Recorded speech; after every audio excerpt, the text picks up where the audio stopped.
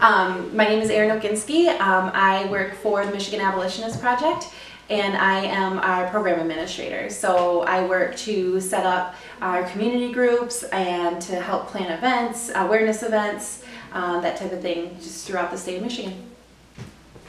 In your opinion, what is human trafficking and what is its importance right now? Well, what human trafficking is, by definition, is a person who has been enslaved in either labor trafficking or sex trafficking by either force, fraud, or coercion. So somebody is being, they're either selling themselves or being sold for sex, or they're being forced to do some kind of labor, whether it be working in fields, or it could be even as a masseuse, or in restaurants or nail salons, something like that. But it always falls into these three categories, which is force, fraud, or coercion.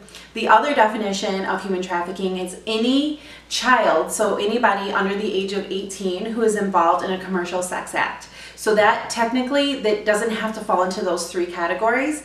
They only have to be under the age of 18 and being forced to perform or performing anything with commercial sex or labor. Its importance right now. The importance of human trafficking and why it is such a hot topic is because there's an estimated 27 million people trapped in slavery in the world today. And so it's a $32 billion a year crime. And on top of that, it is the second fastest growing crime next to drug trafficking. So that's why it's such a hot topic right now. So it's happening overseas, obviously, and it's also happening in huge numbers just right here in the States. So that's why it's such a huge topic right now. I didn't know that. Okay. Who can be victims of human trafficking? Anybody can be a victim of human trafficking. It doesn't have any demographic that it specifically targets. It doesn't have any socioeconomic background that people normally will fall into it.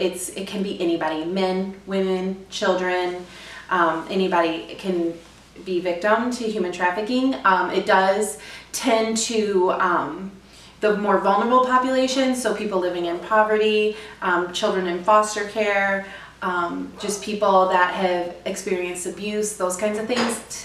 Those tend to be people that do fall into trafficking normally, but we know that there are people that come from good families, good homes. In fact, Teresa Flores, one of the people that you talk about, she was from Birmingham and she was trafficked right out of her high school. In our society, what tactics do they use to trap you into human trafficking? In our society, in the States specifically, it's a little bit different than it is overseas, but most of the time what happens is that it's a lot of different things, but a lot of the times what we see is people will be kind of convinced by a boyfriend. It doesn't necessarily start out as a trafficking situation. It starts out with a boyfriend, and you're dating for a while, and he tells you he loves you and he's going to provide things for you, and then he says, I just need you to do this one thing for me.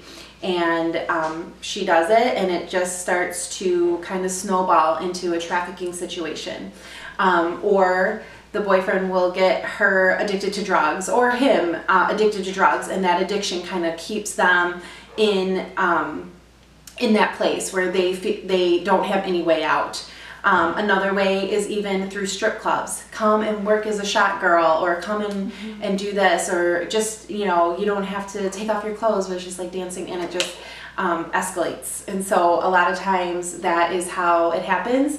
Traffickers have they have a way, they're not stupid. It's a $32 billion a year industry, like I said. So it's not like it's a big deal. They make a lot of money off of one person.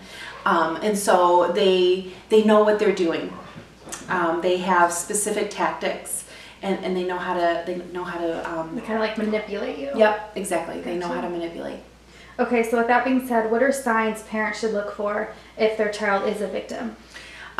Signs that parents should look for? Well, first of all, parents need to be aware of what their kids are doing. It's so important to understand what your children are doing on social media. who your children are spending time with, where they go, what they do, be in contact with their friends and their friends' parents. All of those things are really, really important to keep track of your kids. But signs that they can look for is all of a sudden having like really nice things, purses, nice makeup, nice clothes, jewelry. Like, where did this jewelry come from?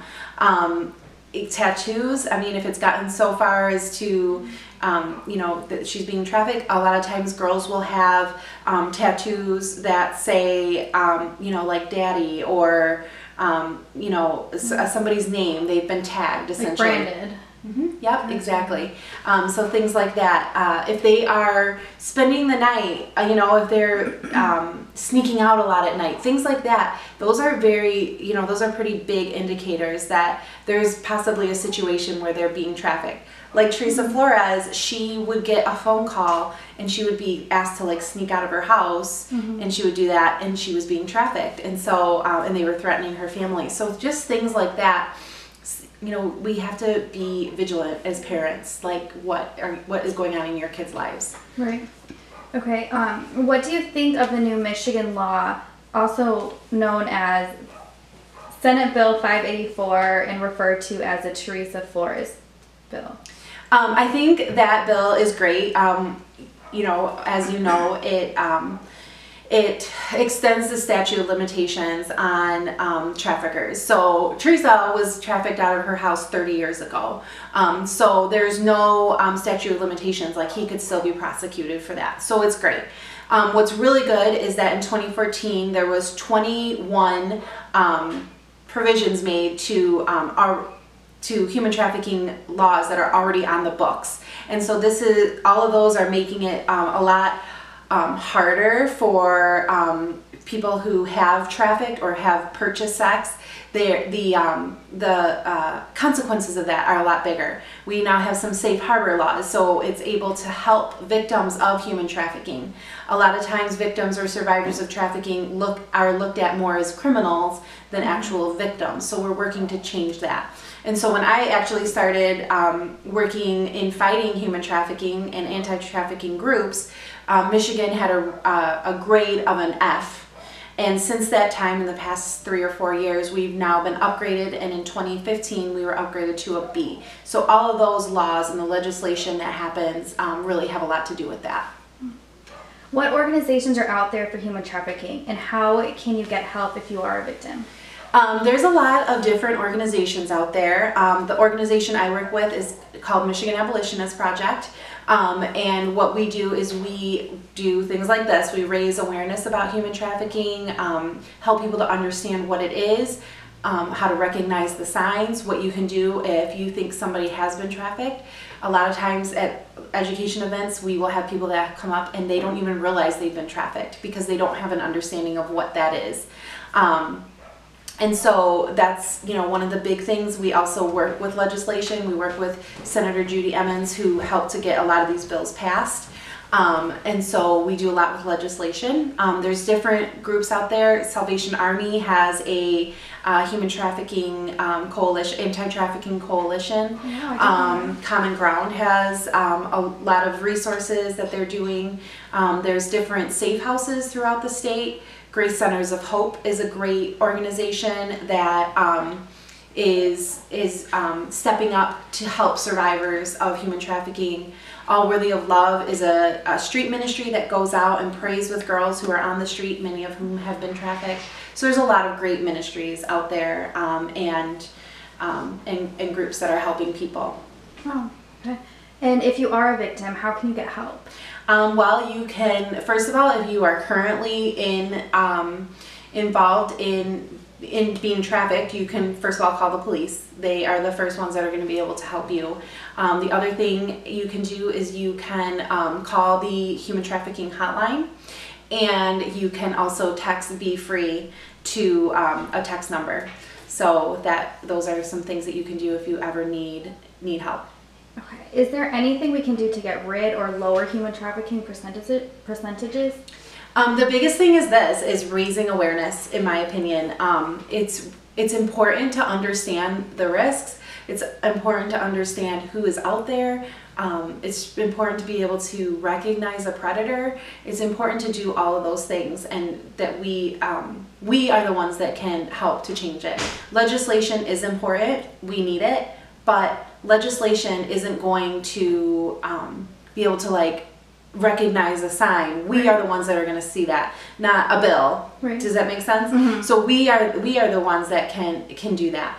The other, and then just recognizing the signs of it. So when we see it, we can report it. Gotcha. Okay.